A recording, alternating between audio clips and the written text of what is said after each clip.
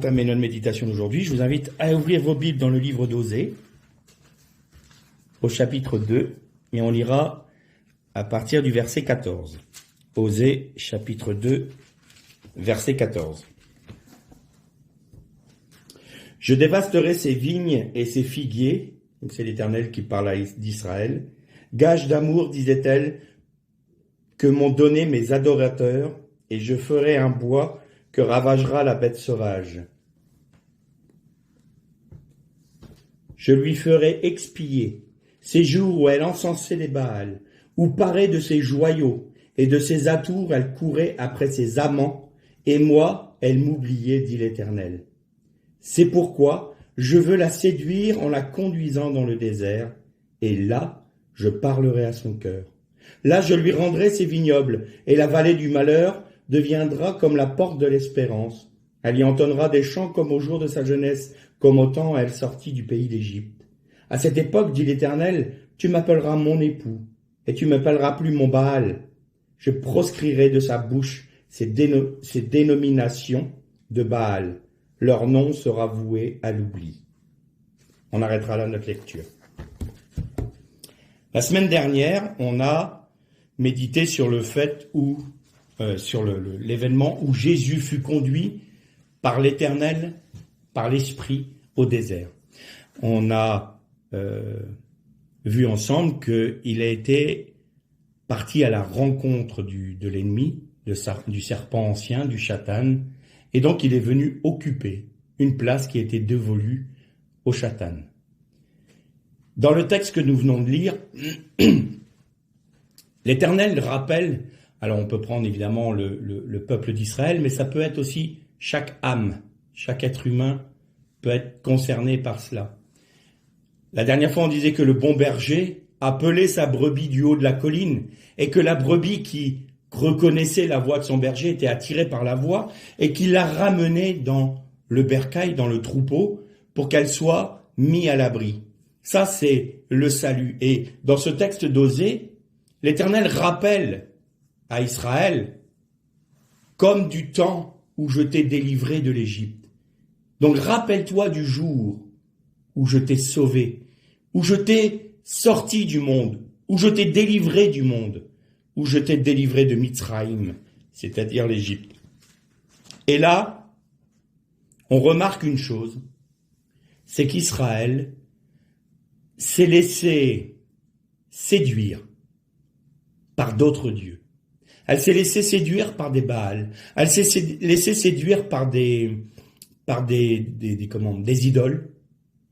Et elle a commencé à dire que toutes les bénédictions qu'elle avait, tout ce qu'elle avait reçu de la part de l'Éternel, c'était en fait les idoles qui lui avaient donné.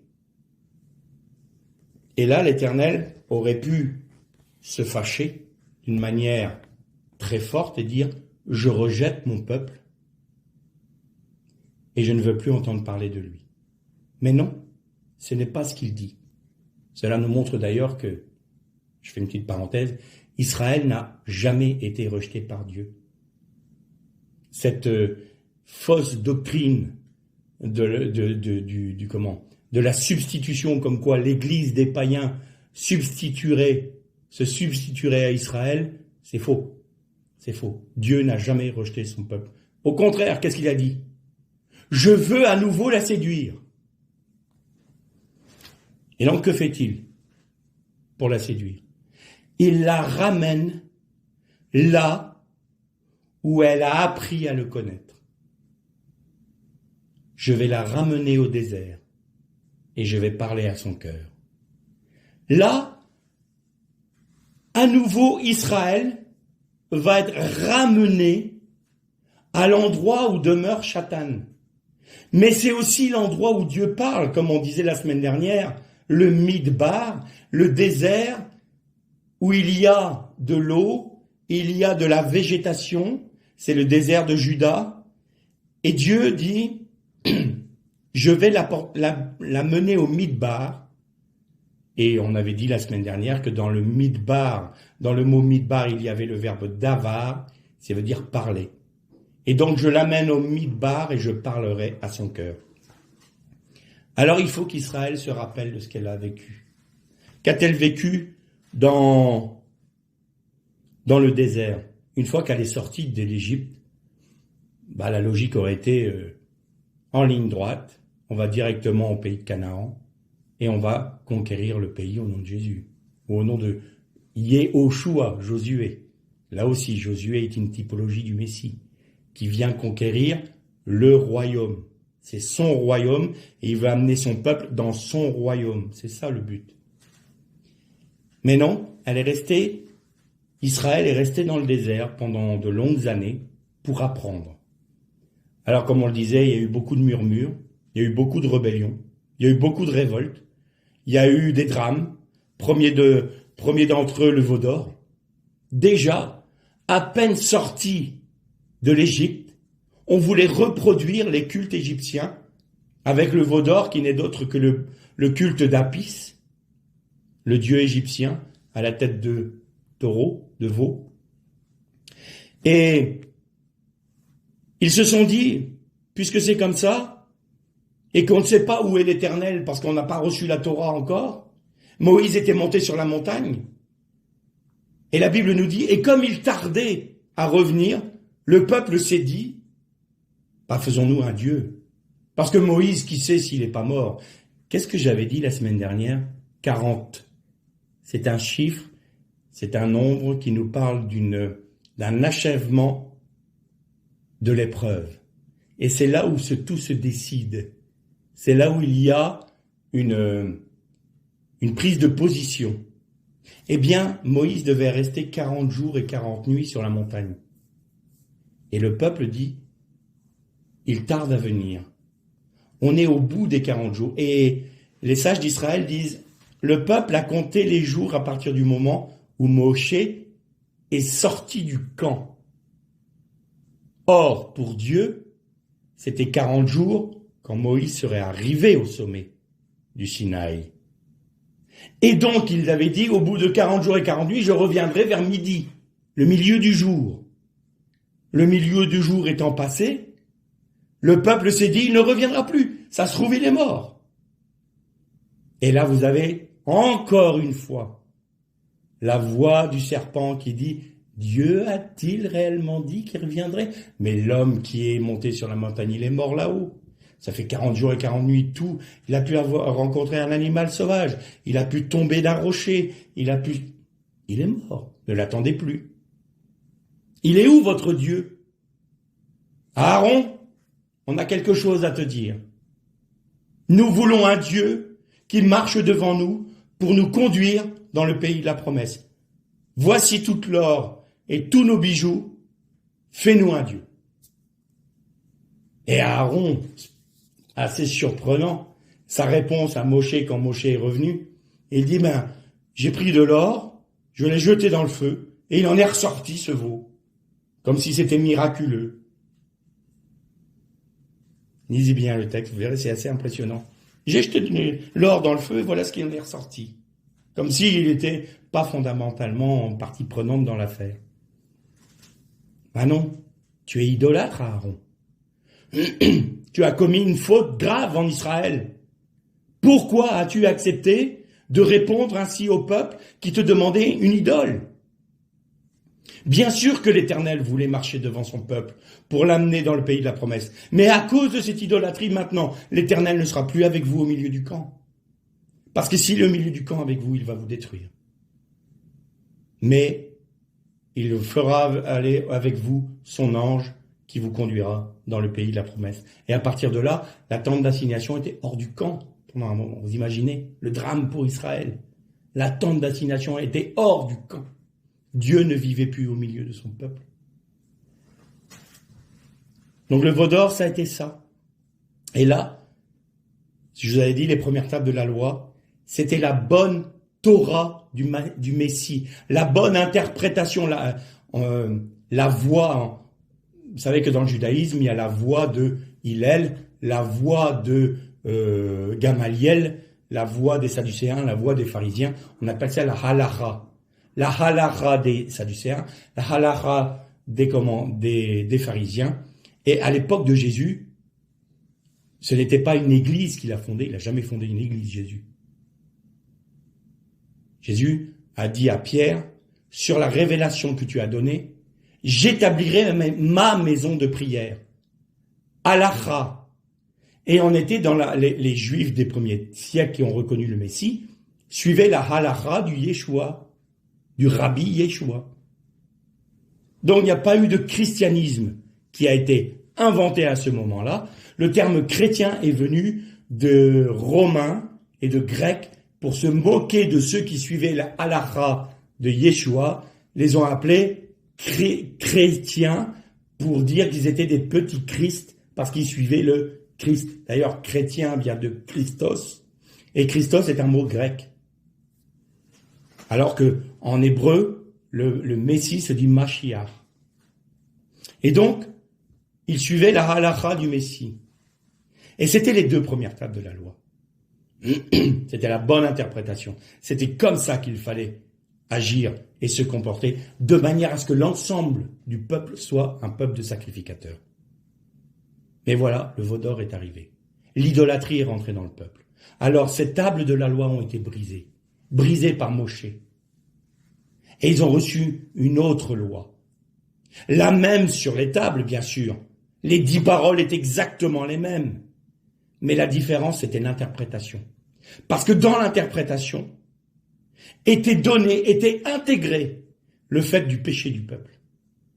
Et donc, cette interprétation, cette Torah veut dire enseignement, veut dire interprétation. La Torah, la première Torah, n'avait plus lieu d'être parce que le peuple, en ayant péché, ont reçu une Torah selon laquelle, s'ils n'y obéissaient pas, elle devenait pour elle une condamnation. Et donc, elle était pour eux un guide, un chemin qu'ils devaient suivre pour les amener à la révélation du Messie, pour recevoir la loi du Mashiach, la bonne interprétation de la loi de la Torah par le Messie. D'ailleurs, il n'est pas surprenant que la Torah ait été donnée dans un pays étranger. Vous avez remarqué, le Sinaï n'était pas en Israël. Dieu savait ce qui allait se produire. Et la Torah qui aurait dû être donnée au peuple à ce moment-là, c'est pas là qu'elle a été donnée.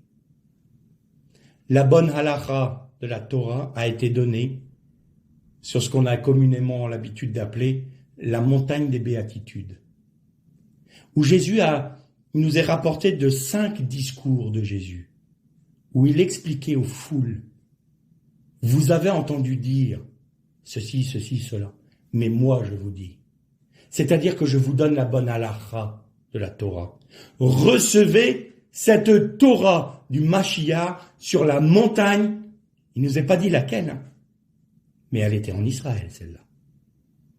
Dans le milieu de son peuple, le Messie est venu pour donner les premières tables de la loi et leur bonne interprétation à son peuple. Et comme son peuple ne l'a pas reçu, cette bonne interprétation et cette table de la loi première ont été données aux nations, qui l'ont reçue avec joie.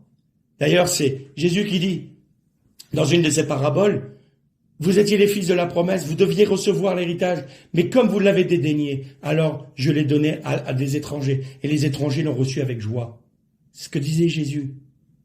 Pourquoi ? Parce que dans la sagesse de Dieu, il fallait que les nations soient associées à son peuple d'Israël pour qu'ils puissent bénéficier des mêmes promesses et des mêmes grâces de Dieu. Alors il a fallu que pour un temps, ce faux pas d'Israël, qui était le veau d'or, a eu pour conséquence pour eux d'avoir un voile sur les yeux. D'ailleurs, veau d'or, c'est Egel Masera. Egel Masera, c'est le veau masqué, le veau voilé. Eh bien, le veau d'or leur a voilé le Messie. Et parce que leur faux pas a eu lieu, ça nous a donné la grâce à nous, les nations, d'être amenés en Jésus-Christ au bénéfice des mêmes promesses. C'est ça qui s'est passé. Donc il y a eu le veau d'or. Il y a eu les eaux de Mara, on en a parlé la semaine dernière, où, là encore, la notion de la croix qui vient rendre potable des eaux amères. Il y avait la manne. Oh, on en a assez de la manne, on mange ça tous les jours. La parole de Dieu, c'est bien, mais tous les jours, c'est rébarbatif. On n'a plus de viande, Dieu leur donne des cailles. Il y a eu la révolte de Korah, il y a eu la révolte de Myriam et d'Aaron contre Moshe. Il y a eu toutes ces choses qui se sont produites dans le désert. Mais qu'est-ce que voulait leur enseigner l'Éternel? Le Seigneur voulait leur montrer qu'en suivant sa Torah et en respectant ses commandements, l'Éternel prenait soin de son peuple dans tous les domaines de sa vie. Dans les biens matériels, dans ses besoins matériels, dans ses besoins spirituels, dans ses besoins humains, dans ses besoins sociétaux. Parce que la Torah aussi est une réglementation de la vie en société. Il y avait une Torah pour les prêtres, il y avait une Torah pour les femmes, il y avait une Torah pour les hommes, il y avait une Torah pour l'ensemble du peuple. Et il y avait une Torah pour Israël spécifiquement, au milieu des nations, pour qu'il soit un peuple saint. Tout cela, c'était Dieu qui pourvoyait à son peuple. À un moment, il y a eu une telle rébellion que Dieu a dit, vous allez regoûter au venin du serpent. Et ça a été les fameux serpents brûlants qui sont venus pour mordre le peuple. Et c'est là que Moshe a élevé un serpent d'airain sur une perche d'airain.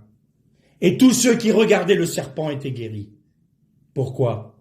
Parce que souvenez-vous de ce que Jésus a fait pour vous. Oui, vous êtes un peuple rebelle. Même une fois que vous avez été sauvé. On va paraphraser aujourd'hui. Oui, mon âme, combien de fois tu es rebelle contre Dieu? Combien de fois tu vas pécher? Combien de fois tu ne vas pas écouter ce que Dieu te dit? Et tu goûtes à nouveau le venin du serpent. Tu goûtes la perdition du serpent. Mais, grâce à Dieu, le sacrifice de Jésus est encore opérant aujourd'hui dans ton désert. Regarde à la croix. Parce que ce que tu regardes sur la croix, c'est pas Jésus, c'est pas le Messie, c'est le serpent. Le Messie est ressuscité. Quand vous voyez le serpent sur la croix, vous voyez la prophétie. Un jour, le serpent sera jeté dans les temps de feu. Ce sera fini pour lui. Mais le Messie régnera. Christ régnera.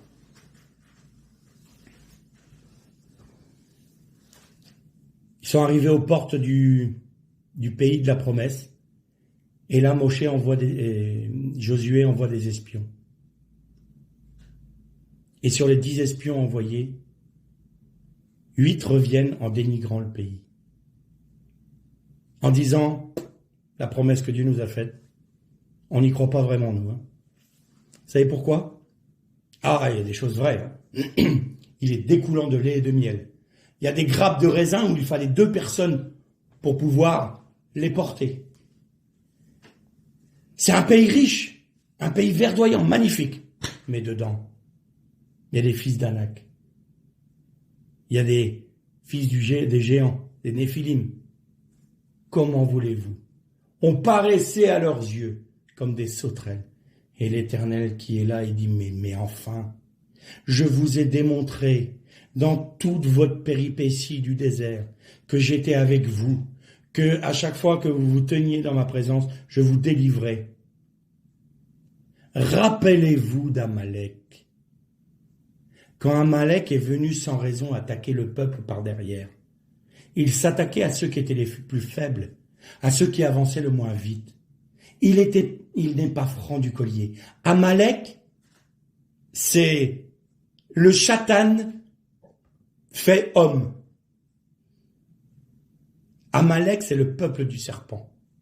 D'ailleurs, le seul peuple que Dieu a ordonné d'effacer, dont le nom doit être effacé de la surface de la terre, c'est le nom d'Amalek. Aucun peuple autrement, Moab, les Ammonites, même Édom. Mais Amalek. J'ordonne que le nom d'Amalek soit effacé de la terre. Amalek, c'est les hommes qui sont voués à l'ennemi, qui ont pris la décision de suivre l'ennemi, et qui vont s'attaquer au peuple de Dieu. Et à quel moment est-ce que Amalek a pu attaquer le peuple? À un moment précis. Il n'est pas venu à n'importe quel moment de l'histoire du peuple d'Israël. C'est un moment où le peuple a dit « Nous n'avons pas d'eau », comme par hasard, encore une fois. Dieu n'est pas capable de nous conduire jusqu'au pays de la promesse et il va nous faire mourir dans le désert. Ils ont douté de Dieu. Ils ont douté de Dieu. Amalek a pour poids numérique 240. Safek, en hébreu, c'est le doute. Poids numérique 240. Au moment où le peuple a douté, Amalek a pu attaquer. Le moment où on doute, Satan peut nous attaquer. Dieu a-t-il réellement dit? Et c'est à ce moment-là qu'il vient nous attaquer. Et voilà ce qu'a vécu le peuple d'Israël dans le désert. Apprendre à compter que sur la grâce de Dieu. Parce qu'ils étaient déjà dépouillés, eux. Ils sont sortis d'Égypte et ils n'avaient pas d'eau, ils n'avaient pas de nourriture. Il fallait que Dieu pourvoie. Et ils s'étaient habitués. Ah oui, il y a eu des péripéties, on vient de le dire. Il y a eu des heures, on vient de le voir ensemble. Mais malgré tout, ils savaient que Dieu respectait sa parole. Dans notre vie chrétienne, parfois, on oublie d'où on est sorti quand le Seigneur est venu nous chercher pour nous sauver. Et on a reçu les bénédictions et les grâces du Seigneur, la joie du salut, la joie de l'espérance. Et puis tout d'un coup, on se dit, après tout, c'est moi qui ai accompli tout ça. Je suis bien installé. Et on commence à oublier qu'on dépend de Dieu. On commence à oublier que la croix doit faire son œuvre dans notre vie. On commence à oublier que nous dépendons en toutes choses de Dieu. Quand on avait médité sur le Notre Père, c'est que ta volonté soit faite, que ton nom soit sanctifié, que ta volonté soit faite sur la terre comme au ciel, que ton règne vienne. Donne-moi notre pain de ce jour, donc les biens matériels. Pardonne-moi mes offenses, tout comme je pardonne à ceux qui m'ont offensé. C'est sociétal. Je pardonne pour avoir une harmonie, d'aimer mon frère. Ne me laisse pas entrer dans la tentation, succomber à la tentation, mais délivre-moi du mal. Et là, c'est les besoins spirituels. Besoins matériels, besoins sociétaux, besoins spirituels. Tout est réuni dans cette prière. Pourquoi? Parce que c'est sur une seule base. À toi appartient le règne, la puissance et la gloire. Amen. Et quand on est dans le désert, on est bien obligé de compter que là-dessus. Alors parfois, quand on est rempli d'embonpoint des grâces de Dieu, de notre petite routine spirituelle, où on a oublié d'où Dieu nous a sortis, eh bien on oublie le Seigneur. Et on oublie de lui rendre gloire. Et on s'attache à des doctrines. On s'attache à nos propres pensées, à nos propres volontés. Et on commence à se construire des idoles. On se fait nos propres veaux d'or. Des veaux d'or religieux, des veaux d'or dans notre assemblée, des veaux d'or dans notre interprétation personnelle de la Torah ou de la Bible en disant il y a des textes qu'on n'a pas besoin de prendre. Hein. Je vais donner un exemple clair. Hein. La femme qui prie ou qui prophétise sans être voilée, il est mieux pour elle qu'elle soit rasée, que sa tête soit rasée, parce qu'il faut qu'elle ait le signe de l'autorité dont elle dépend. Oh non, il y a une autre manière d'interpréter. Pourtant, c'est noir sur blanc, là, il n'y a pas besoin d'aller dans le texte original. Ah mais non, ça on oublie, ça on veut plus. On veut pas obéir. J'obéis à ma propre conception de la Bible. C'est mon interprétation, c'est moi qui ai raison. Et c'est comme ça que je veux vivre. Je fais mon idole. Je ne demande pas à reconnaître Dieu tel qu'il est. Parfois, le Seigneur va nous bousculer dans nos propres mondes religieux. Est-ce qu'on est prêt à être bousculé par la Bible, dans nos propres doctrines? Est-ce qu'on est prêt à revoir nos propres doctrines? Ah ben non, on a toujours fait comme ça, donc c'est comme ça qu'il faut faire. Bon. Seigneur, que dois-je faire? Que devons-nous faire? Seigneur, on veut faire ta volonté. C'est ça que Dieu attend. Pas que l'on fasse un veau d'or. Et donc on oublie. Et que fait Dieu? Il nous conduit au désert. Alors il va permettre l'épreuve. Il va permettre l'épreuve qui va venir nous frapper et il va nous dépouiller de toutes nos certitudes, de toute notre bien-pensance, de toutes nos réflexions à l'emporte-pièce, de toutes nos grandes théories religieuses, de toutes nos certitudes dans ce que nous avons établi comme étant quelque chose de réel, mais qui était hors du Christ. On va reprendre la loi plutôt que d'obéir à Dieu. Moi, je suis toujours ébahi de voir que certains sont tellement attachés à des petites choses matérielles. On parlait tout à l'heure d'une longueur de cheveux, ou alors de ceci, ou alors d'un Shabbat comme ceci, vous devez le faire comme ça. Et à cause de ça, on est capable de juger nos frères, de condamner nos frères, alors que Dieu nous dit, si tu n'aimes pas ton frère, ton prochain, n'aime pas ton frère, ton ennemi, ton prochain, celui qui ne pense pas comme toi, celui qui n'a pas la même interprétation que toi, tu es prêt à le vouer aux gémonies? Là, si tu dis aimer Dieu et que tu as de la haine pour ton frère, tu es un menteur. Parce que si tu aimes Dieu, tu aimes ton prochain. Si tu n'aimes pas ton prochain, tu n'aimes pas Dieu. C'est la contre-conséquence de cette déclaration. Alors parfois on s'attache aux choses matérielles et on oublie que la personne qui nous parle en face a un cœur, sa sensibilité, son parcours aussi, qu'il n'est peut-être pas arrivé au point où vous en êtes vous, mais vous devez toujours le respecter et l'aimer. À partir du moment où vous voulez taper sur lui ou sur elle pour lui imposer votre vision, vous n'agissez pas dans l'amour. Et donc vous n'aimez pas Dieu.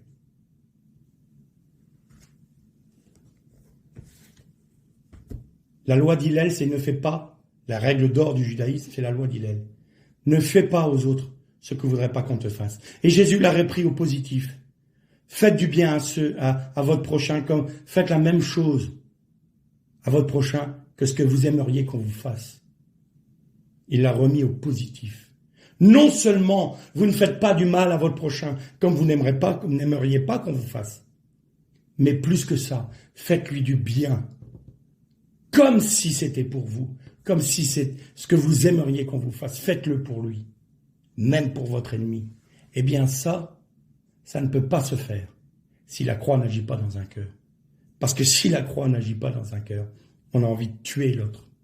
Parce qu'il ne pense pas comme nous, parce qu'il n'est pas de notre obédience, parce que ceci, parce que cela. Alors il mérite de mourir. Qui débarrasse le plancher. Comme ça, on s'entend mieux quand on est tous d'accord sur le même sujet. C'est certain. C'est certain. Mais c'est pas en faisant le vide autour de nous qu'on est dans l'amour du prochain et dans l'obéissance à la parole de Dieu. Parce que, en finalité, c'était quoi? Aimez-vous les uns les autres. Toutes choses passeront, seul demeure l'amour. Parce que Dieu est amour. Si nous ne sommes pas animés de l'amour, nous ne sommes pas de Dieu, point final. C'est tout. C'est clair, c'est net, c'est précis. Après, on peut se donner toutes les raisons qu'on veut, toutes les bonnes excuses qu'on veut. La réalité, elle est là. Donc, il nous ramène dans le désert. Pourquoi? Parce qu'il nous aime, justement. Ouais, mais Seigneur, tu vas nous faire mal. Oui, je vais te faire mal, peut-être sur le moment, je vais te corriger. Mais c'est parce que je t'aime. Un vrai père, une vraie mère corrige son enfant pour ne pas le laisser avoir des problèmes plus tard. Il le corrige en lui faisant peut-être souffrir physiquement. Une bonne fessée. Ah oui, c'est plus à l'ordre du jour aujourd'hui. C'est vrai. Mais bon, on voit le résultat dans notre société aujourd'hui. Maintenant, c'est plus les parents qui tapent sur les enfants, c'est l'inverse. C'est les enfants qui tapent sur les parents. Magnifique inversement de valeur dans nos sociétés occidentales. Bref, c'est un autre sujet. Et donc, il nous corrige. Il nous corrige pour qu'on soit dépouillé de nous-mêmes, de nos certitudes, disais-je tout à l'heure, de manière à ce qu'on s'appuie que sur lui. Et alors, quand l'œuvre a accompli l'œuvre de la croix a accompli toute son œuvre en nous, que nous sommes passés par le désert et quand nous en avons besoin, nous repassons dans le désert, il y a une raison. Ah, on va la lire ensemble. La raison, elle est là. Dans l'épître de Paul aux Galates, chapitre 5.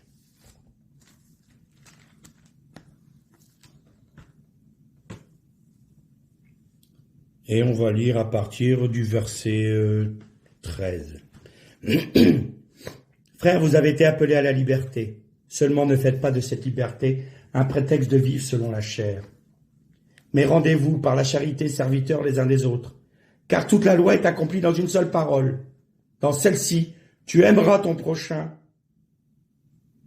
Et c'est même plus précis dans le texte original. Tu aimeras ton prochain qui est différent que de toi, comme toi-même.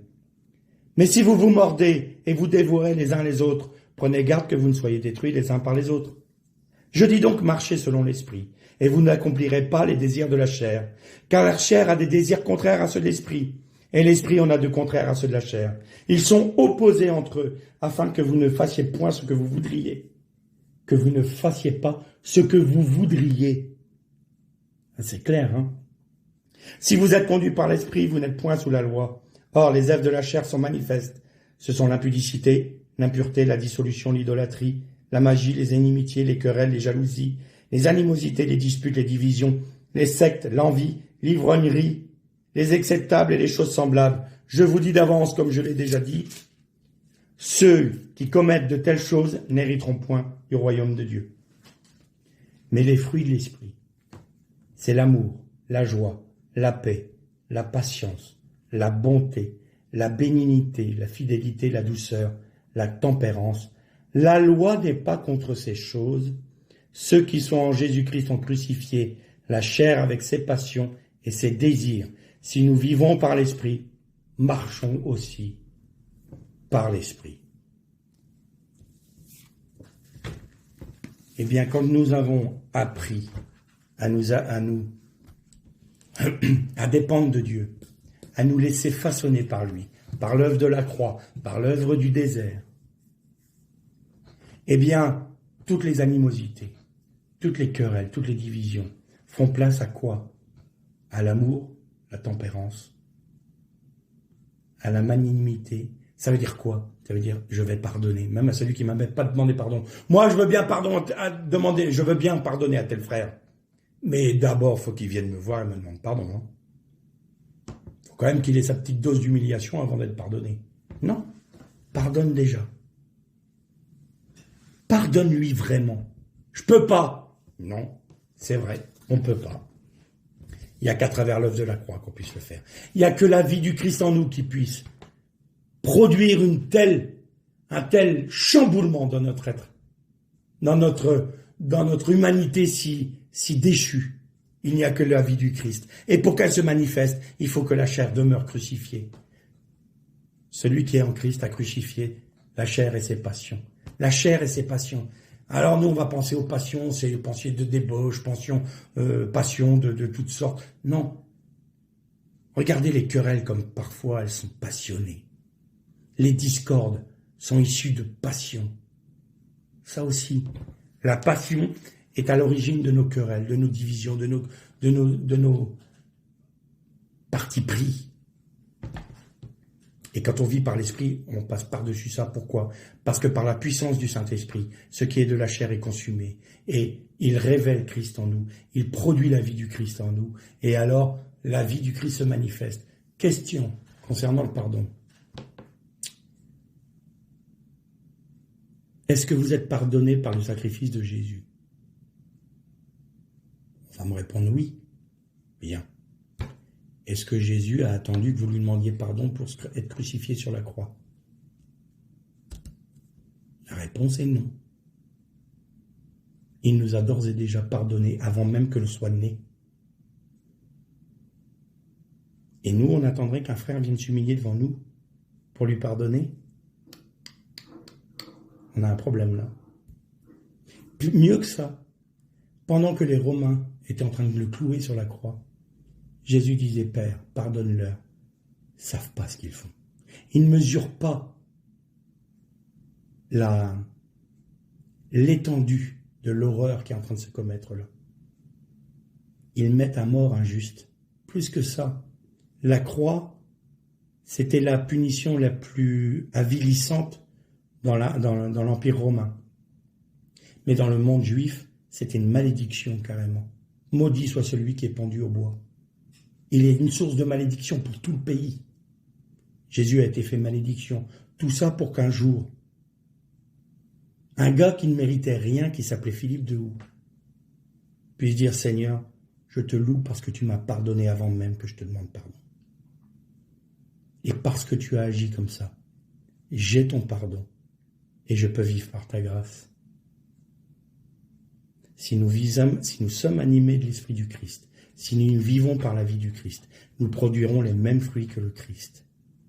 Donc, nous accomplirons la loi, non pas par obligation extérieure, mais par une œuvre qui s'est accomplie à l'intérieur de nous-mêmes, parce que Christ, par la puissance du Saint-Esprit, a inscrit la Torah sur les tablettes de notre cœur, et nous vivrons selon leurs commandements, selon leur Torah. Et donc nous aurons une Torah d'amour qui sera véritable, et non plus une Torah qui pourra être extérieure, mais où aussi peut être banni l'amour.